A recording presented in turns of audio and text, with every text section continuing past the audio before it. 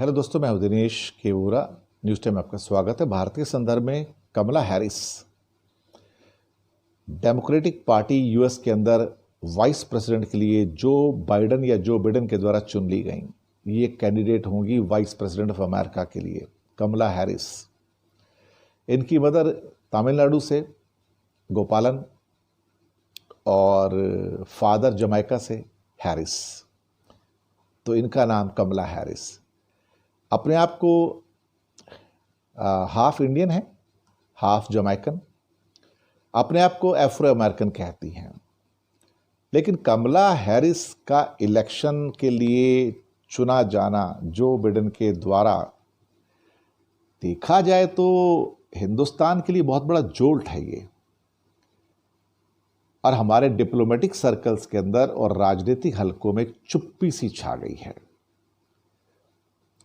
दरअसल कमला हैरिस का जब ये कहा जाना है कि वो अपने आप को अफ्रो अमेरिकन मूल की बताती हैं, तो उसका एक रीज़न शायद ये भी है कि अमेरिका में करीब 4.4 करोड़ लोग अफ्रो अमेरिकन मूल के हैं, जबकि भारतीय मूल के वहाँ पे 18-20 लाख लोग हैं। तो उनकी अपील अफ्रो अमेरिकन मूल के लिए ज़्यादा होगी ताकि उनको वोट मिल सके आम जनता के। कमला हैरिस एक ऐसी पर्सनैलिटी हैं जो बेबाक हैं, बिंदास हैं, करेजियस हैं, और सब मुद्दों के ऊपर उनकी राय बहुत स्पष्ट है, बहुत लिबरल है। मैं आपको बताऊं, जो बिडेन से भी ज़्यादा लिबरल हैं वो, और किसी भी किस्म की आज़ादी, यानी कि डेमोक्रेटिक पार्टी के अंदर भी अमेरिका में सबसे बड़ी डेमोक्रेट मानी जाती हैं वो, कि वो आज़ादी की सबसे बड़ी पक्षधर हैं।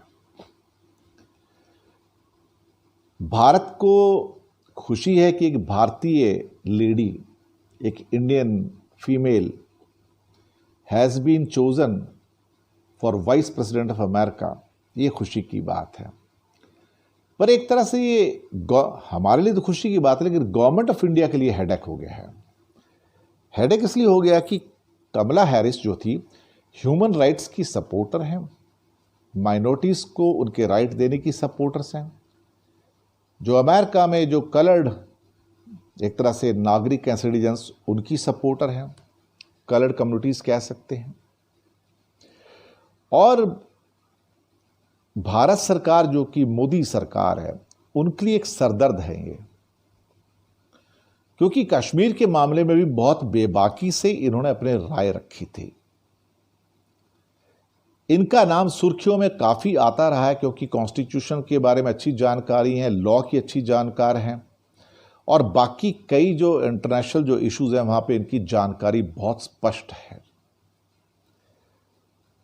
अब समस्या आती ये है कि कमला हैरिस को जब चुना गया जो बिडेन के द्वारा as a VP candidate, vice president candidate, तो इनका नाम ज़्यादा सुर्खियों में लास्ट ईयर आया।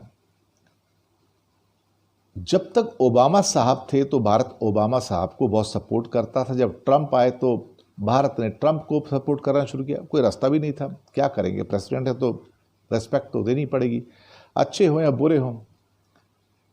लेकिन समस्या तब पैदा हो गई जब ये मोदी सरकार कुछ 2-4 कदम आगे बढ़ के उन्होंने ये कहना शुरू कर दिया। अमेरिका के अंदर जब मोदी साहब गए थे, बहुत बड़ा वहाँ पे हॉल में मीटिंग था कि अब की बार मोदी अपना ट्रंप सरकार। ये बात कहीं ना कहीं बहुत सारे अमेरिकन को और अमेरिकन पॉलिटिकल पार्टीज को नागवार गुजरी। ये एक किस्म से इसको व्यू किया गया कि भारत अमेरिका के अंदरूनी मामलों में दखल देने की कोशिश कर रहा है, जो कि इलेक्शंस हैं और दूसरी चीज़ें, उसको इन्फ्लुएंस करने की कोशिश कर रहा है। क्योंकि वहाँ जाकर अब की बार ट्रंप सरकार कहने का कोई मतलब नहीं था भारत सरकार का। खैर, उससे जो डेमोक्रेट्स थे वो काफ़ी आहत हुए, काफ़ी दुखी हुए। पिछले साल की बात है जब कश्मीर का मसला था 370 का और दूसरे जब हट गया था, तो वहाँ पे एक प्रोमिनेंट कांग्रेस मेंबर है जो इंडियन ओरिजिन की हैं, प्रमिला जयपाल। उन्होंने इसके ऊपर काफ़ी क्वेश्चंस उठाए थे और जब विदेश मंत्री फॉरेन मिनिस्टर जयशंकर अमेरिका गए तो उनकी वहाँ पर एक मीटिंग होनी थी रादर कांग्रेस मेंबर से, और उसमें प्रमिला जयपाल भी थी उस ग्रुप के अंदर जिनकी मीटिंग जयशंकर से होनी थी। जब जयशंकर को पता लगा कि प्रमिला जयपाल उस ग्रुप में है जिनके साथ मीटिंग है, तो उन्होंने कहा कि प्रमिला जयपाल को कांग्रेस के उस ग्रुप में से, यानी कि वहाँ जो कांग्रेस पार्लियामेंट को कहते हैं, वहाँ से निकाल दो, वो रहेंगी तो मैं मीटिंग अटेंड नहीं करूँगा।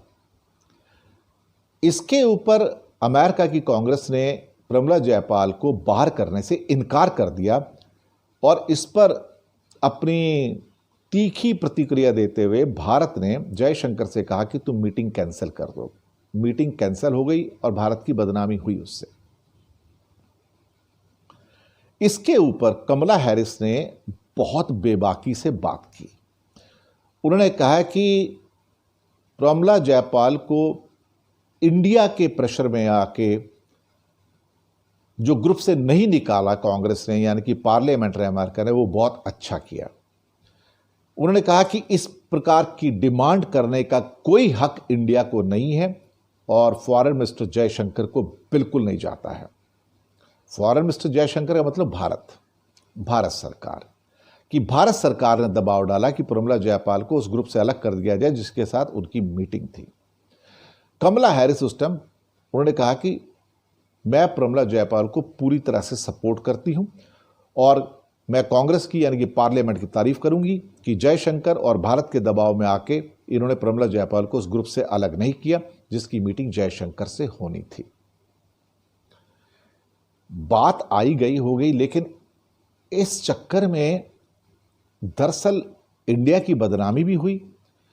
विदेश नीति के अंदर कुछ ऐसे प्रश्न उठे फॉरेन पॉलिसी में जहां इंडिया शायद अपने आप को इस पोजीशन में रख रहा था कि वो अमेरिका को प्रेशराइज कर सकता था, लेकिन कमला हैरिस ने उसको अपोज किया और बाकी जगह भी जब इसका अपोज हुआ तो उसके बाद इंडिया ने इसके ऊपर चुप्पी साध ली।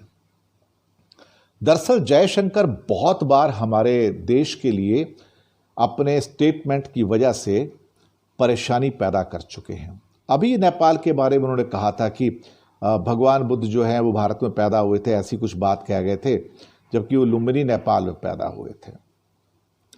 तो जयशंकर का प्रमिला जयपाल को अवॉइड करना, कमला हैरिस को अवॉइड करना, उसको कोई तवज्जो ना देना, ध्यान ना देना, दरअसल इस बात से भी डेमोक्रेटिक पार्टी आहत हुई। दरअसल डेमोक्रेट्स भारत को सपोर्ट करते हैं, एक तरह से देखा जाए रिपब्लिकन नहीं करते थे, पर फिलहाल बात थोड़ी सी उल्टी होती नजर आ रही है।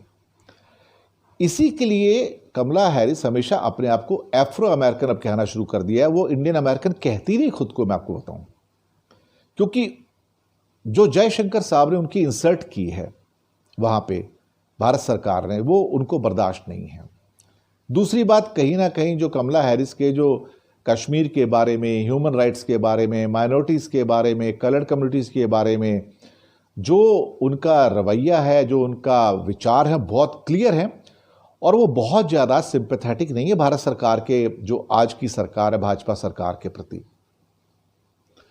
इसके लिए अब आप देखेंगे इंडिया के अंदर डिप्लोमेटिक सर्कल्स के अंदर और पॉलिटिकल सर्कल के अंदर एक चुप्पी है, बिल्कुल चुप, एकदम से स्टन्ड साइलेंस है, क्योंकि कहीं ना कहीं ये लगता है कि अगर जो बिडेन साहब अगर जीत जाते हैं तो वाइस प्रेसिडेंट कमला हैरिस होंगी और कमला हैरिस का जो एक प्रभाव है जो बिडेन के ऊपर, वो काफी बड़ा है। कहीं ना कहीं भारत के लिए ये प्रॉब्लम है कि क्योंकि अमेरिका वो लाइन उसके बाद टो नहीं करेगा जो भारत चाहता है, जैसे कि कई बार ट्रंप साहब करने की कोशिश करते हैं खुश करने के लिए भारत को। ये चीज जो बिडेन से आपको नहीं मिलेगी और कमला हैरिस से तो बिल्कुल भी नहीं मिलेगी। ये जो सिरदर्द पैदा हुआ है भाजपा सरकार के लिए इस टाइम, अब इससे निपटना आसान नहीं है। भारत इस कंडीशन में तो है नहीं कि अमेरिका के अंदर जाके कहीं ना कहीं उनके चुनाव को प्रभावित कर सके। एक बार पहले मुंह की खा चुका है, अब की बार ट्रंप सरकार बोल के उम्मीद है कि विदेश मंत्रालय के थ्रू आगे ऐसी गलती नहीं होगी, कोई ऐसा स्लोगन रेज नहीं किया जाएगा जिससे लगे कि भारत अमेरिका के चुनाव में इंटरफेयर कर रहा है। एफ्रो एशियन कहने का मतलब करीब 4.5 करोड़ की जो वहाँ पर एफ्रो एशियन अमेरिकन कम्युनिटी है वो बहुत स्ट्रांग है। और वो कमला हैरिस को सपोर्ट भी करेंगी। तो ये एक तरह से कहा जाए जो बिडेन के द्वारा ट्रंप कार्ड खेला गया कमला हैरिस को इनवाइट करके।